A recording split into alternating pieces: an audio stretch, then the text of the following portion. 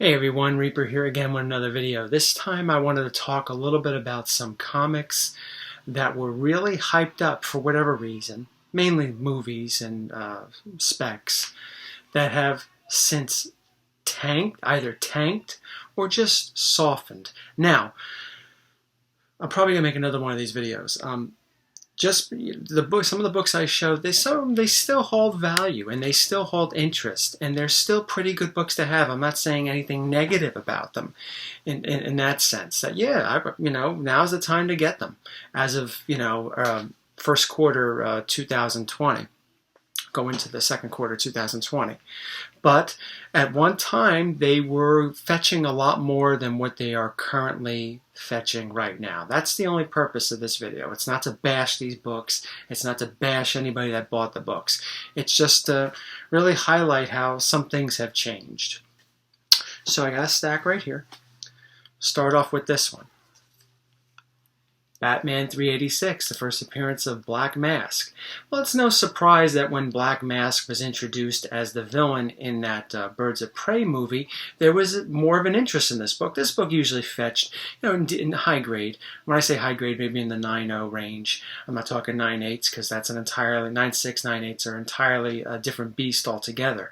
But when you're in that between the 8 to 9.2 range, the book maybe fetched about a little under $100, depending on the high end, right? So it wasn't that big of a deal.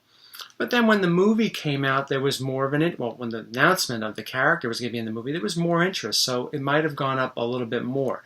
Now, though, like I said, after the movie, now that the movie is out and finished, interest in the character, as when it comes to all villains who are no longer part of the main universe after a movie or two, the book has softened a bit. Now, does that make it a bad book to have? Well, no. If you like, Black Mask, you like collecting Batman villains, it's nice to have.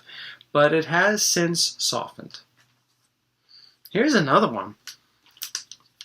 Astonishing Tales 25. Let me see. Get a little bit of a better view of it. Astonishing Tales 25, first appearance of Deathlock. I think it was about a year ago. There was maybe a year and a half ago, there was a lot of interest in this character. He was being really hyped for whatever reason. Maybe he appeared on a TV show. I don't know. I don't watch any of those TV shows. But I think that was why. But then I think after that, maybe it didn't go so well. And it just sort of, not that the book completely tanked, but it certainly is not fetching as much it was getting over a year ago. I know I bought that on sale. What was it, the last 6 months? I forget when. But, Here's another one. Strange Tales, was it 126? Yeah, I gotta check. 126, first appearance of Dormammu. Now, with this book, are we necessarily done with seeing the character Dormammu, or even possibly Clea, in a future Doctor Strange movie?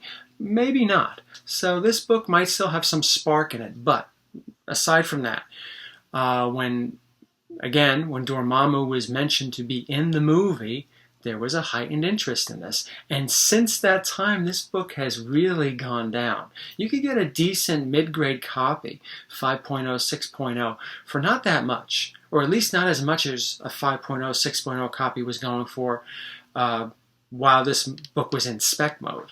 So if you're looking to get some Doctor Strange characters, looking to get Dormammu or upgrade your copy of Dormammu, now might be a good time to do it. Because, again, you never know, but if you just want to have the book, now's a good time to get it. I think, at least. Here's another one. Strange Adventures. Which one is this again? Strange Adventures 187. First appearance of the Enchantress. I remember I wanted this book for a while, and I wanted it around the time that it wasn't a good time to want it, right around the Suicide Squad movie. So that's why I didn't get it back then, because it was fetching more than what I wanted to pay for this, quite frankly. And then I bought this about a year ago at a really good price. This is not a low-grade copy. I mean, it's not a super high-grade copy either. It's a really nice copy, and I didn't pay that much for it. So I think this book, has been definitely on the going on the down when it comes to values since the Enchantress, since the movie's over. What happens in the next Suicide Squad movie, I don't know. But this is another example I have here. A few more for this video. Then I'll probably make another one. Here's one. Marvel Premiere number 47, when we found out that Scott Lang was going to be the main Ant-Man in the Ant-Man movies. There was a big interest in this book. And not that this book went up to ridiculous prices, because I don't think it did, but it certainly went for a lot more than what it normally was going for before the announcement. Now, as we're in April 2020, I mean, not that it's cheap, not that you're going to get it for 20 bucks or anything, but you can still, it's in a decent grade, nice 8.0, 9.0, 9.2 copy. You're not going to spend as much on this. I mean, I think the general consensus when it comes to Ant-Man is, everyone wants the Tales to Astonish 27, or at least 35. Those are the big Ant-Man books that I think still have maintained their value. They certainly have. They haven't tanked or have gone down. But that one, despite the fact that Scott Lang is the main Ant-Man in the movies, it's not really fetching that much. Now here's one that I think you would agree sort of went down. You remember when X-Men Apocalypse was coming out and Archangel was going to be in the movie and was in the movie? Not that this book was going for crazy amounts of money, but it was certainly going for a lot more than what it was going for many, many years. This is a recent copy I picked up because I had a mid-grade copy. I just couldn't care less. I could not care less about it, But then recently I wanted to get a better copy, and I did. It's like an 8.5 or a 9. I probably should do better. Regardless, I got this for like $8. I mean, this is not, it's not that I sniped it. I didn't snipe it. It's not that it regularly goes for $8, but I think it goes for like maybe about $15, maybe $12, $13 at this grade, right? It's not that expensive. Not that expensive at all, but I remember, or at least from my experience, when the movie came out, seeing this book on the wall, probably around the same grade, going for $50, $60. That's a big difference between $15 or $8 or whatever this is going for now. So again, this is another book that sort of went downhill. I've always liked this book too. I remember when I was younger, I've always wanted to get that book, and for some reason I couldn't get it. It always went. I thought it, would be a little bit more money than what it's going for right now, but it's just not. Two more. Remember this? Marvel Premiere 15, first appearance of Iron Fist. Again, when the TV show was announced, right before the TV show, a lot of interest in this.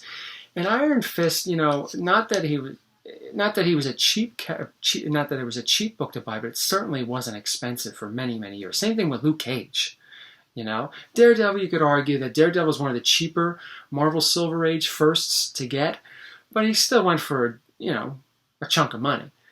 Iron Fist and Luke Cage really didn't, even in higher grades. But when the Netflix shows were announced and it came out, it went up. Now, since the Netflix shows have been canceled, this book has been kind of bleeding. Is it a bad book to own? No, I'm not saying don't buy it. I mean, just try to get a good price for it.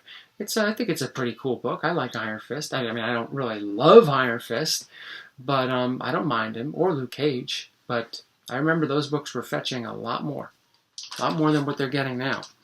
I don't know how long that's going to last. It may last indefinitely. And the last one, I have to put this one up here. Is this a cheap book? No, it's not a cheap book. House of Secrets 92, first appearance of Swamp Thing. For quite a few years, this book had been steadily climbing in value. And then when the TV show was announced, it spiked, right? But then wasn't the TV show canceled after the second episode for whatever reason? I don't remember. I've heard a bunch of stories. I don't know which one is real. But for whatever reason, it's irrelevant. The show was canceled. Then since then, the book has been going down. Do I think this book is going to tank? No. But I think it certainly is taken a chunk of it, a value of it has left, especially at this grade, 6.5. I mean, but I would even think at the higher grades too. I don't think too many people are going to be spending big bucks on the higher grade copies unless they're diehard fans. Which I think this is a great book to have, an absolutely fantastic book to have, but it's slowly going down. Like I said, I don't think it's going to completely tank. But, if you're looking to pick up a copy, maybe it might be good to be a little patient with it, because I think you'll be able to get into maybe your range or finding your copy. Might be easier than what it was a year ago or even 2 years ago. Maybe when Bernie Wrightson passed away, right? 2-3 years ago. Well, hope you enjoyed the video. Maybe some of them you agree with, some of them you don't agree with. It's really just my opinion. It's not meant to be taken as gospel. Sometimes, someone might say, well, hey, I still see this for $50. Maybe you do. And I would say, don't buy it. Thanks for watching, everyone. Be safe.